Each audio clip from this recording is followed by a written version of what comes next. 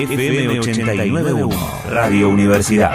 Ricardo, ¿cómo le va? José Fernández lo saluda, buen día. ¿Cómo le va, José? ¿Qué dice? Bien. Referente importantísimo, bastante ignorado en la Unión Cívica Radical, ¿no? Por eso digo. Sí, le agradezco de todas maneras la calificación, Bueno, pero a ver, por varias cosas.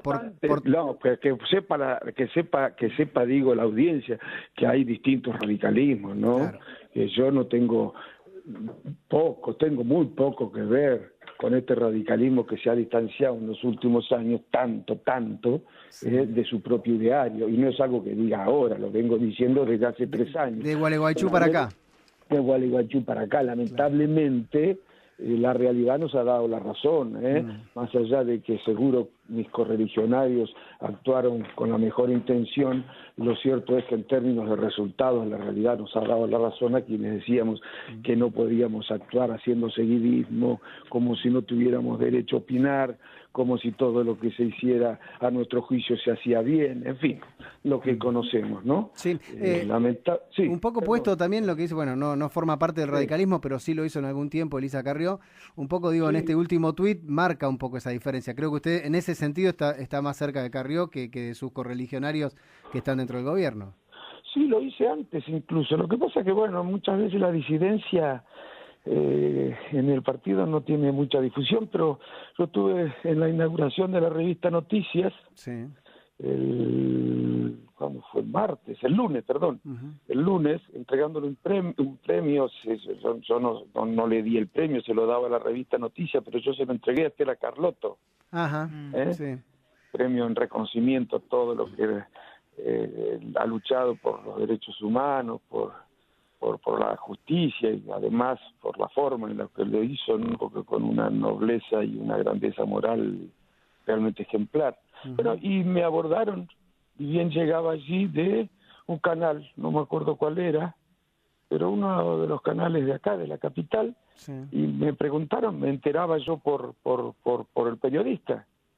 Me contó él, yo no sabía que se había sancionado un decreto de esa naturaleza, y por supuesto dije que eso violaba el Estado de Derecho, porque no se puede modificar el Código Penal por decreto. Por supuesto no lo había leído, de manera que le aclaré que hablaba en función de lo que me contaba el periodista, si las cosas eran así, ¿no? Que violaba la Constitución Nacional y que era muy peligroso. Desde luego que es muy peligroso. Yo le digo, lo que digo siempre cuando se acude frente a los reclamos que generan la inseguridad y a los temores que en la sociedad, legítimos, ¿no? Sí. Razonables que se generan en las sociedades frente a los reclamos de mano dura, como quieran llamarlos, o frente a la tolerancia a veces de la sociedad respecto de ciertos comportamientos policiales reñidos con la ley y con el Estado de Derecho, que tengan cuidado. Sí, hay una suerte de bolsonización, no sé cómo llamarlo. Bolsonarización. Sí, absolutamente, sí. Y en todo el mundo, no solamente acá. Sí. Y se va a profundizar si no somos capaces de recuperar economías que se ponen al servicio del hombre y no a la inversa, ¿no? Claro. Para decirlo en pocas palabras. Pero eso es muy grave, digo, tengan cuidado la sociedad, porque de tener miedo a los malos, vamos a empezar a tener miedo también a los buenos. Sí. Y usted tiene grave. Dentro del radicalismo tiene amigos que, aunque hoy estén distanciados en cuanto a algún pensamiento o algún accionar, seguramente tiene un montón de amigos con los cuales habla permanentemente. Cuando pasa algo como esto, ¿cómo defienden la posición? Teniendo en cuenta que vienen de un partido histórico y que fundamentalmente ha sido defensor de los derechos humanos. No, mire, te voy a decir, la principal ley de impunidad, la más gravosa para la democracia y los derechos humanos, la ley de autoamnistía por la cual se perdonaban los militares los delitos que habían cometido, la derogamos nosotros. Claro. Esa fue la principal ley de impunidad. Me gusta nombrarla así porque hubo varias leyes de impunidad, y esa que era la principal ley de impunidad, la única que decíamos que había que derogarla para poder enjuiciar, éramos nosotros. Recordemos esas cosas, no con ánimo de polemizar con nadie, pero recordémoslo, ¿no? Que es interesante que se sepan estas cosas. Y bueno, mire, yo la verdad que ya perdí la ilusión, la esperanza de que mis correligionarios no quiero ser duro, mire, pero estoy tan sorprendido y disgustado con el partido que no puedo dejar de decir que realmente no me hago demasiadas ilusiones respecto de que el partido sea fiel a su propio ideario y sus convicciones y piensa que de esa manera puede contrariar al PRO. Ricardo, buen día. Walter Ferreiro. Sí. Es la negación de la política eso. Por lo menos yo aprendí a hacer política de otra manera. Mire, el PRO hará lo que, ganando las elecciones y teniendo el derecho a hacer, considera que es lo mejor para el país. Ahora, nosotros tenemos que hacer lo que consideramos que es lo mejor para el país y acompañar ciertas decisiones que hemos acompañado significa que hemos estado avalando decisiones que yo sé que no creíamos que eran las mejores para el país. Claro. Sí. Bueno. Ricardo, buen día. Walter Ferreiro lo saluda. ¿Cómo anda? ¿Cómo le va, Walter? ¿Qué dice? Bien, ¿cómo está? Bueno. Bien disgustado va. Sí, con respecto a este tema y la declaración anoche de Elisa Carrió, ¿no? Que salió... Coincido absolutamente, sí coincido. Sí, claro que sí. Hay que tener mucho cuidado, pero no hay que hacer. Si mañana la sociedad se levanta reclamando que, no sé, que hay que imponer la pena de muerte, que vamos entonces a enviar un proyecto de ley instalando la pena de muerte en la Argentina, tratando de sintonizar siempre con lo que puede ser un reclamo mayoritario, pero no, por favor, yo sé que esas demandas pueden existir, pero para eso está la política, para tratar de actuar con mayor racionalidad, porque a veces en situaciones de grandes temores y angustias que se generan en la sociedad se puede perder. Claro. En el reclamo la racionalidad, ¿no es cierto? No se reclama de la manera más racional, claro. Parte de la sociedad y después nos arrepentimos como sociedad, porque no es que cuando hable de la sociedad, no, me incluyo en la sociedad también, ¿no? Claro. Eso lo aprende uno de la lectura de la historia nomás. Era necesario ir a la guerra de Malvinas para darse cuenta que no la podíamos ganar, que le estábamos haciendo la guerra a la OTAN. Y sin embargo todos, ¿no? Claro. Salvo Raúl Alfonsín en ese momento. Pero era necesario ir a la guerra de Malvinas para darnos cuenta que era una locura. No podemos aprender antes de cometer los errores, digo yo.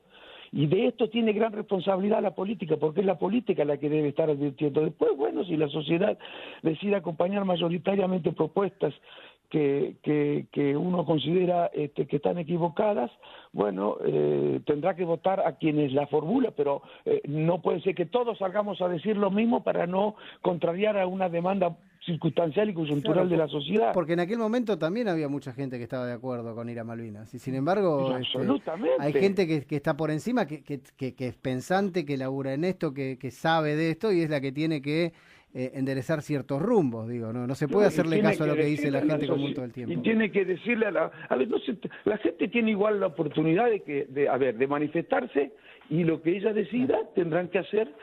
Si la mayoría acompaña a un candidato que formula propuestas que sintonizan con ella, aunque uno aunque uno se oponga, bueno, ganará ese candidato y hará lo que la sociedad consideraba, y ese candidato consideraba que era lo mejor si logra acompañamiento mayoritario. Ahora, eso no quiere decir que quienes no crean que eso es bueno, con el propósito de no perder votos, tengan que decir lo mismo. Claro. ¿Se entiende cuál es lo que estoy diciendo? Habrá algunos que creen en la pena de muerte, sinceramente. Entonces, frente al hecho de que la sociedad reclame eso, bueno, tendrá acompañamiento mayoritario. Pero eso no quiere decir que todos los partidos políticos, porque la mayoría reclama pena de muerte, tengan que salir a decir lo mejor es pena de muerte. Eso es la negación de la política. Lo que tiene que salir a decir quien está en contra es lo contrario de lo que se reclama y explicar por qué sostiene tal o cual posición para ver si puede influir en la opinión pública. Es así. Estamos a días de entrar en un año que va a ser electoral. En algún momento de la charla dijiste que ya perdías la esperanza en esto de Cambiemos, de formar un gobierno en realidad de coalición, porque está gobernando el PRO, digamos, ¿no? Es lo que gobierna el PRO, sí. Claro. Sí. ¿Ves al radicalismo? Algunos hablan de quizá una candidatura de Martín Lustó para competir dentro de Cambiemos. Después hay otro espacio que se te menciona a vos junto a Margarita Stolbizer y el gobernador de Santa Fe, Lifchit. ¿Ves que se puede llegar a armar algo o dentro o fuera de Cambiemos desde el radicalismo? Mira, yo no sé, primero tiene que reunirse la convención porque no es algo que puedan decidir 3 o 4 dirigentes, ni la conducción del Partido Nacional, ni los presidentes de los bloques. Esto lo tiene que decidir la Convención Nacional, que son más de 300 miembros los de la Convención Nacional. Tiene que definir la política de alianza. Espero que reúnan la convención. No pretenderán atribuirles competencia de la convención a otro órgano partidario, porque la decisión en ese caso que tomara ese otro órgano partidario sería nula, de nulidad absoluta. Claro. Así que espero que se reúna la convención y que se den allí las discusiones que tienen que darse respecto no solo de la política de alianza hacia adelante, sino de lo que hizo el partido desde que formando parte de Cambiemos el PRO ganó las elecciones, ¿no? Cómo se comportó la Unión Cívica Radical, si cumplió con lo que había dicho, si no cumplió, por qué dejó de cumplir, y en todo caso si fue bueno o malo para el país. Espero que eso se pueda discutir. ¿Cómo ve el país en general hoy, Ricardo? Con preocupación, ¿cómo lo veo al mundo? Como lo veo al mundo, yo creo que, bueno, la mayoría de los países del mundo en los que se aplicaron desde hace 30 o 40 años políticas neoliberales registran una trayectoria regresiva en términos sociales, deterioro del poder adquisitivo, precarización de las condiciones de vida, pérdida de derechos laborales. Esto se ha venido paulatinamente acrecentando y a partir del 2008, cuando se produjo la crisis financiera, que nos ilusionó con la posibilidad de que se introdujeran cambios en las políticas económicas, bueno, ocurrió exactamente lo contrario, más presiones sobre los sectores populares, más exigencia de sacrificios a los sectores populares. Lo veo con mucha preocupación y creo que en la Argentina los indicadores socioeconómicos demuestran que estamos como hace 3 años, ¿no? O incluso en algunos rubros peor. Sí.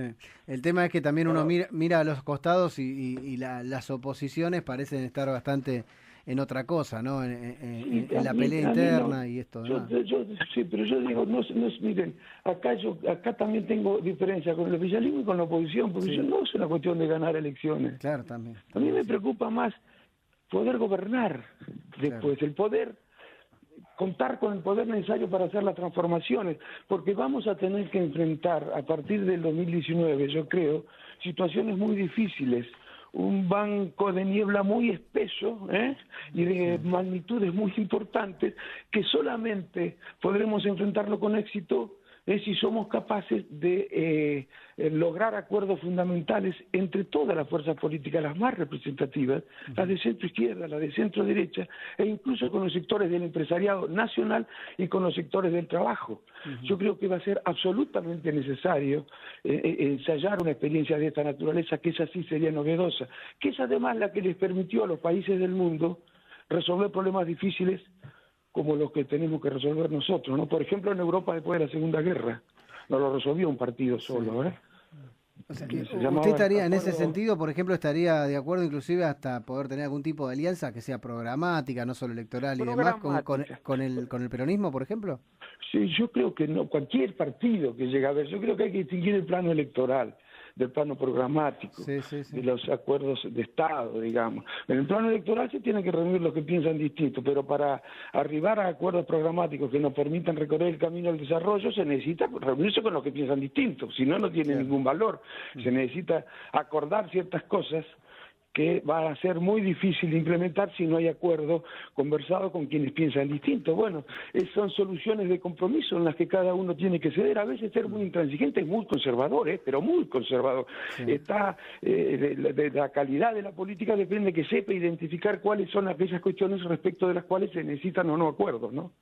Ricardo, siempre es un placer hablar con usted. Muchas gracias por su tiempo. No, gracias a ustedes. Un abrazo. Un abrazo grande.